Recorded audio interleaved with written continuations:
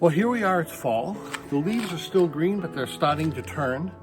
And winter's coming soon. It's October 5th.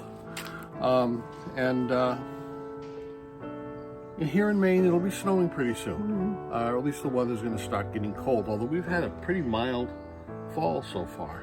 Yes. So, what are we doing today, Joyce? We're winterizing the camper. That's right. It's sad, but we're gonna do it. Got to do it here. The campgrounds won't be open around here in about a week anyway, and it's not a time to be going south, as COVID is still prevalent. So anyway, we have as you know, a minimalist camper. Our goal is off the ground, into a bed, and out of the rain. That's what we do. Winterizing a minimalist camper is still a little bit of work, but there's not as much to it as some other campers, which is one of the reasons we have a small cargo conversion minimalist camper. So Joyce, ready Yes. to get started? Yes. Okay, let's do this. Okay. Well, as you can see, we have a little bit of picking up to do. Stuff just gets sort of stored in here between trips or laid down, and we've got a few things to do, so let's get started. You're on. I'm on. Oh boy.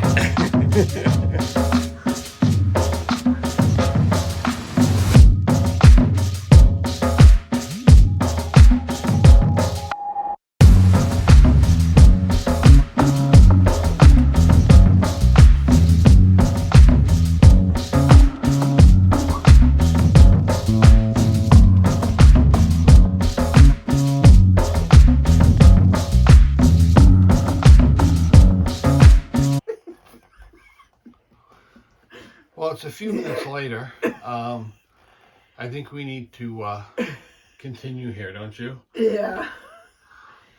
Oh boy.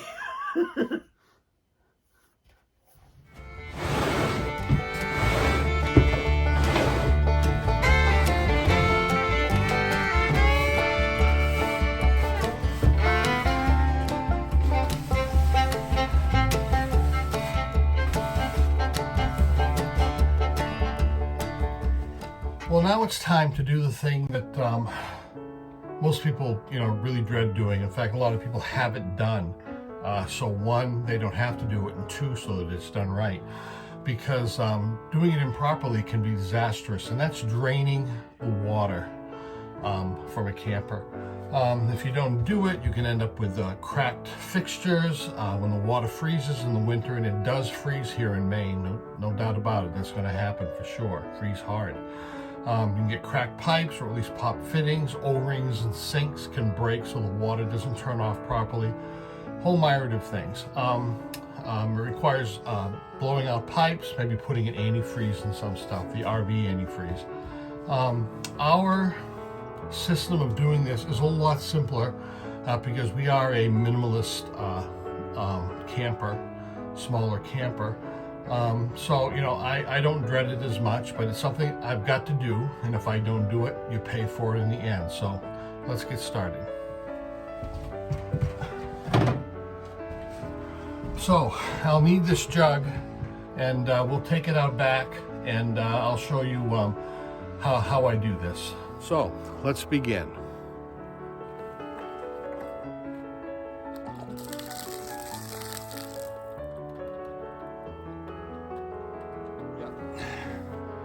Yep, it looks like it'll be okay. Okay, well that's done. On to the next thing.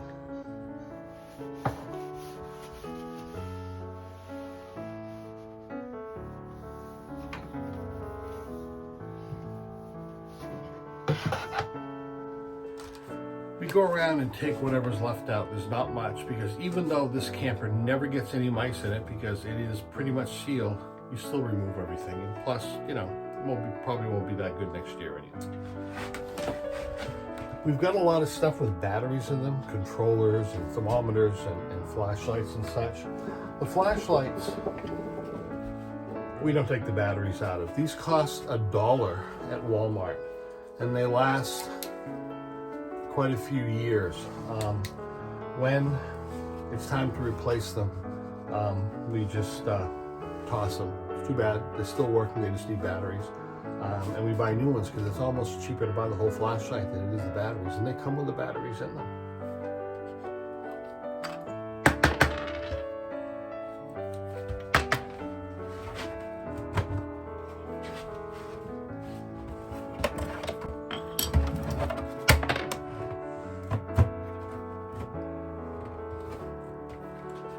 And all the batteries, which are still good, we haven't used them that much, will go into the house and be used up this winter in keyboards and such. And there's one more place I have to get the battery from, and it's behind the tire.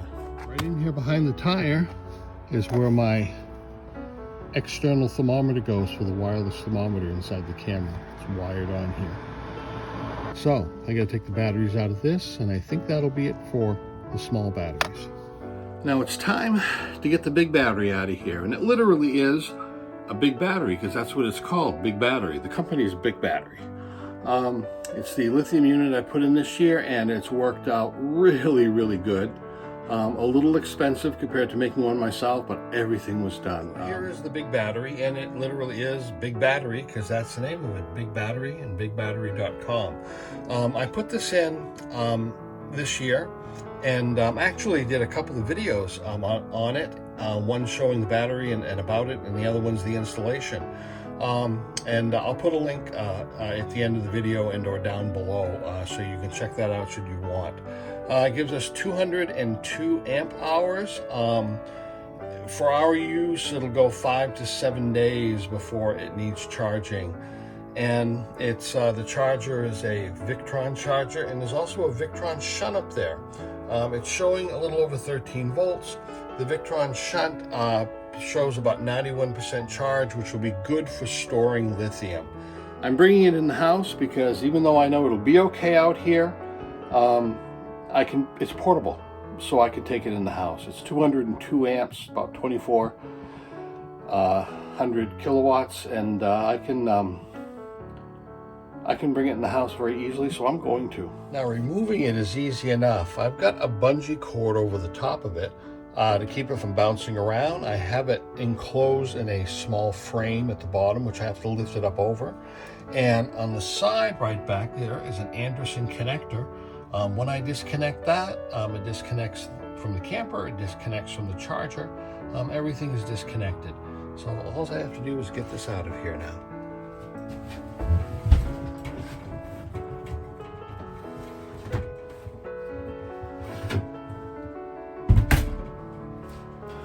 The weight of this thing is 61 pounds, which is a little heavy, but for doing this once a year, or twice a year if you take it out and put it in, it's not a big deal. It's pretty nice, actually.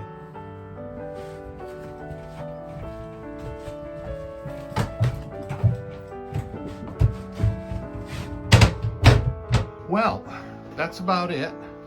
Everything's out of the cupboards. It needs to come out.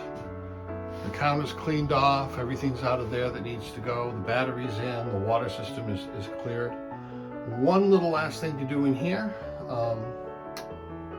and then we'll move to the outside. You gotta make sure that a camper is sealed. Some people can't seal their campers, and they've got to put all of these spices and traps and things so that mice don't get in, and sometimes even squirrels. Red squirrels are horrible. So this camper is sealed. There are no openings anywhere. Nothing ever comes in. But I do have one thing I have to make sure that's plugged up. This is my only hole. It's for ventilation, but mostly for the AC when we occasionally use it, which was almost never. There's a plug that fits in this hole. Goes in tight. Now the camper is sealed.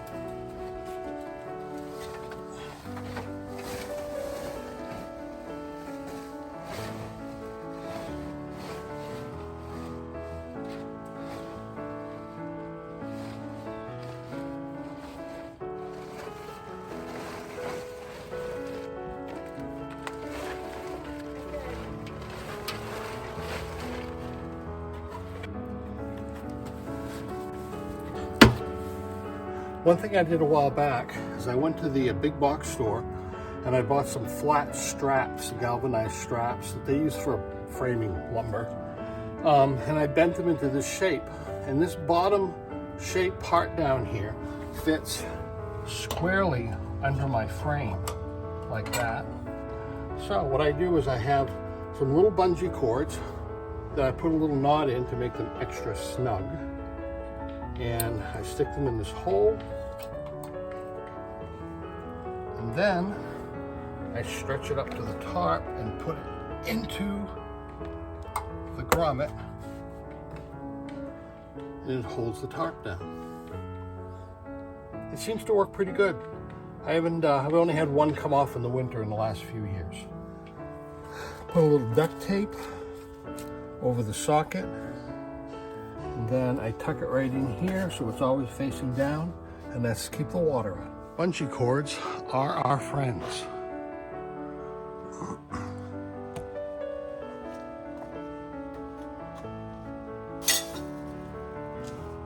If they're a little too long, you can knot them up a little bit.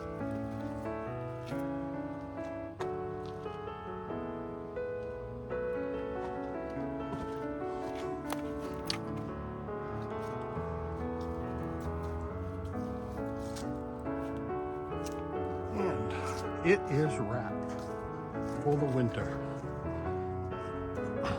Now, the wrapping of this trailer, is done with a tarp, and it's a second level tarp, so it's kind of waterproof. And yes, I know it can sweat underneath. The goal of doing this really is for two things. One, I've got 2 or 3 feet of snow on this camper in the winter, probably, depending on the winter. I just want to keep all that snow from just being on top of the camper. And then secondly, there's an awful lot of trees around here with acorns and pitch and pollen, you name it. And you can really raise heck with a camper and make it hard to clean. So I just like to keep it covered for, if nothing more than that. Other than those things, I think I could probably just leave it uncovered, because this camper, really, I don't ever expect to have any leaks in it the way that it's made. It's made so well. So it is all hooked up and ready to move. Got to get Joyce. She's my keeper of backing into trees person.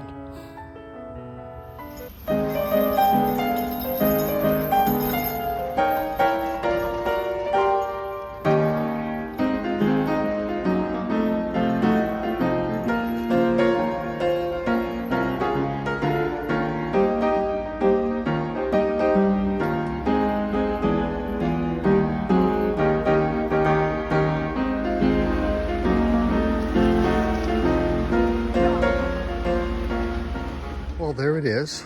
The only other thing I'd recommend that I don't do is putting the wheels up on jacks, take the weight off the tires. But these tires, which are going on, will be 6 years next year, still have a very good tread. But before I take a trip that is more than a couple 100 miles, I think I'll replace them, as they do heat up and they have a 6-year lifespan according to all the authorities anyway.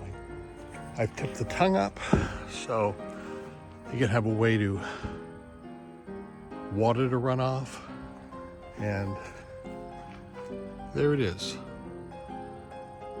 See you on the campgrounds in the spring.